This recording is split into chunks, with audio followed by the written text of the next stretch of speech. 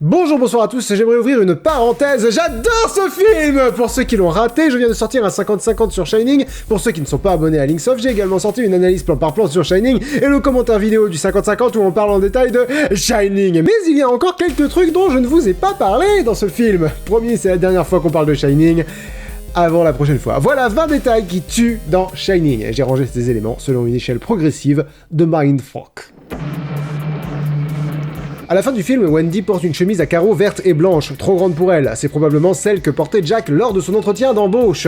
Et je vais pas m'amuser à le surinterpréter, je vous laisse ce plaisir dans les commentaires. Pouce bleu, mets le pouce bleu. Bien, la chemise, c'est cool. La position de Jack sur la photo de fin est particulière. Certaines personnes disent que ça leur évoque la pose de Baphomet, une idole médiévale impie. Alors bon, ça se défend. Maintenant, Baphomet a également une barbe et des nichons. Donc je dirais que le travail est à moitié fait, monsieur Kubrick. Le peuple demande Jack Nicholson. Attention sur interprétation sauvage, Danny joue aux fléchettes dans cette salle, et vous savez quel chiffre il a en face de lui en retirant ses fléchettes?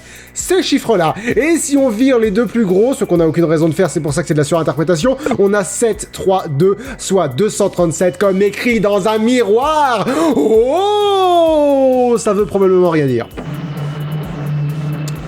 Un détail qui est très probablement voulu par contre, peut-être juste pour rigoler, Jack demande du bourbon à Lloyd. Ça n'a aucun sens que ce dernier lui serve un Jack Daniels.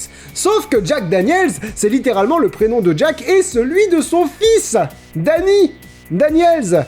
C'est une petite blagounette, je pense. Pourquoi Jack demande du bourbon, par contre, ça j'en sais rien. Peut-être c'est une critique de la royauté française. Peut-être que je dis n'importe quoi. Dans ce même échange, Jack dit à Lloyd qu'il a arrêté de boire il y a 5 mois. Cette durée est corroborée par les propos de Wendy plus tôt. Il a cassé l'épaule de Danny 5 mois auparavant et a subséquemment arrêté de boire. Sauf que Jack dit ensuite que cet incident a eu lieu 3 ans plus tôt. Répétition du cycle de violence, tout ça. Ou alors il est juste en train de virer zinzin. Ou alors c'est une représentation assez fidèle du confinement parce que c'est vrai que ce qui s'est passé il y a 5 mois, ça donne bien l'impression que c'était il y a 3 ans. Quand Wendy se fait surprendre par le fantôme qui passe la soirée de sa life, ou bien est-ce la soirée de sa death, du coup on ne sait plus, il y a une structure en bois qui disparaît derrière elle. Et c'est la deuxième fois qu'une structure en bois disparaît, vous le savez déjà si vous avez vu mon analyse plan par plan, et si vous ne l'avez pas vu, vous n'êtes pas invité à mon goûter d'anniversaire. À plusieurs reprises, Jack fait de petits regards calmes très rapides. Je parle pas des fois où il regarde clairement dans la caméra parce que c'est voulu. Oh, ne me regarde pas comme ça, grand fou. Grand fou furieux, ouais. Je parle des petits coups d'œil qui durent moins d'1 seconde, genre celui-là. Ou celui-ci. Je sais pas si c'est fait pour mettre mal à l'aise, mais je sais un truc. Ça met mal à l'aise. Dans ce plan, il y a un truc qui vous a attiré l'œil obligatoirement. C'est Simplet. Parce qu'il est énorme, parce que tout le monde sait qui c'est, parce qu'il n'est pas de la bonne putain de couleur et ça me saoule. Mais avez-vous remarqué que sur le dialogue avec le médecin, Simplet a disparu? Mon interprétation, l'Overlook est hanté par l'esprit de Simplet.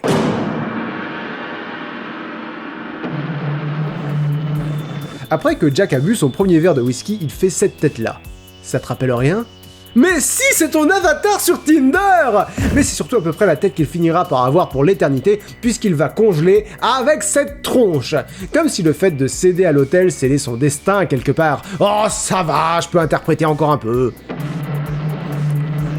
Je vous ai parlé dans le 50-50 d'un son que je n'avais jamais entendu alors que j'ai déjà vu le film plusieurs fois, une voix fantomatique sans intérêt placée à des moments apparemment aléatoires. Mais le premier de ces se fait entendre lorsque Jack Torrance passe pile à l'endroit où il va tuer Dick. Peut-être que c'est un message contre le patriarcat. Bah oui, tuer Dick.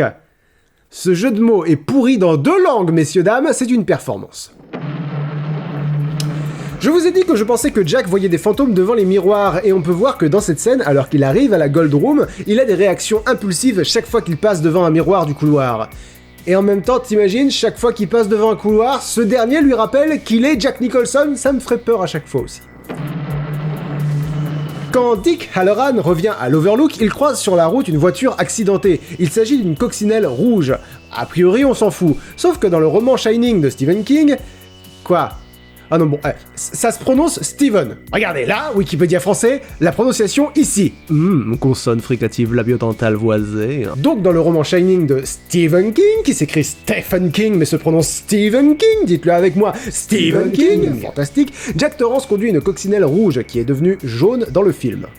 Et je suis sûr que cette coccinelle rouge écrasée n'est absolument pas à interpréter comme un majeur tendu bien droit par Kubrick à l'intention de Stephen King, majeur sur lequel il l'inviterait par ailleurs à s'asseoir et faire la toupie. Oui.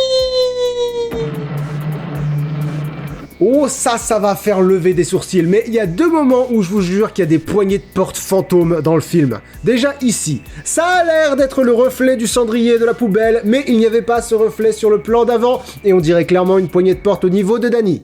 Cette porte est ouverte, elle n'était pas ouverte, elle devrait pas être ouverte. Et sur le fameux plan des jumelles, on a une double poignée de porte au plafond. Vous allez peut-être vous dire, comme moi, que c'est un système à incendie.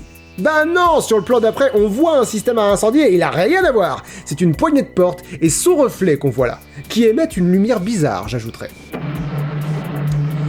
Je vous ai déjà parlé de la machine à écrire qui change de couleur dans le film. Un coup elle est blanche, après elle est grise. Bon, mais on a aussi le tricycle de Danny. Regardez le bolide. Ici, il est blanc, eh bien d'accord.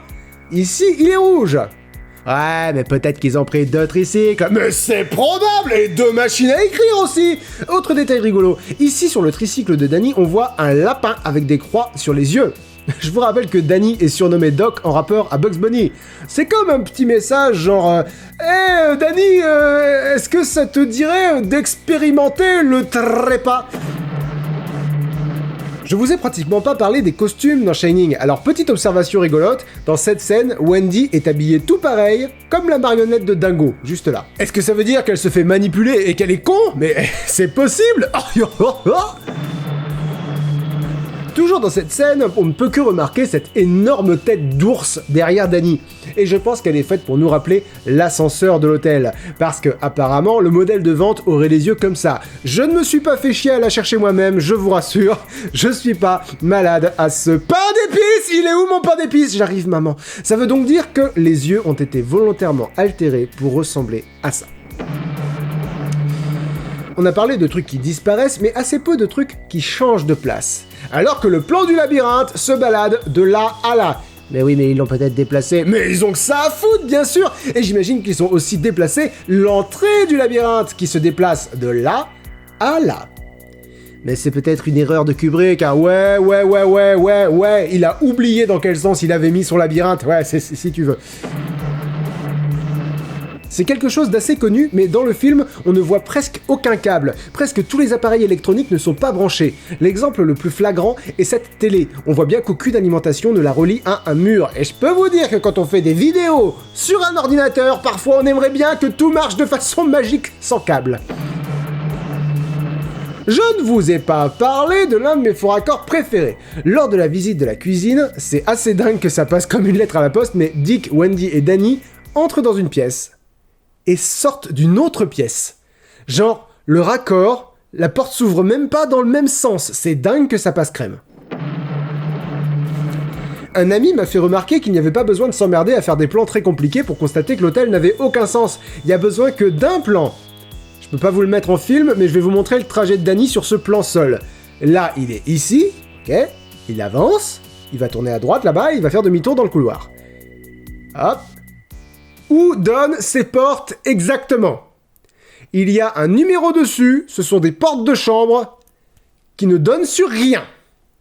L'Overlook, 1 étoile sur TripAdvisor. Merci à tous d'avoir regardé cette vidéo, la dernière d'un petit cycle sur Shining, sur Link the Sun et sur Linksoft. Le mois prochain, on devrait se retrouver pour un point culture si je m'en tiens à mon programme. N'oubliez pas le pouce bleu. Le pouce bleu, t'as failli oublier. Je le sais, je sens que t'as failli oublier. Tu peux t'abonner à Link the Sun si tu aimes les vidéos de qualité, tu peux laisser un commentaire pour me dire ce que tu as pensé de cette vidéo et me suggérer évidemment la parenthèse de tes rêves. Bonne fin de journée à tous et je referme la parenthèse.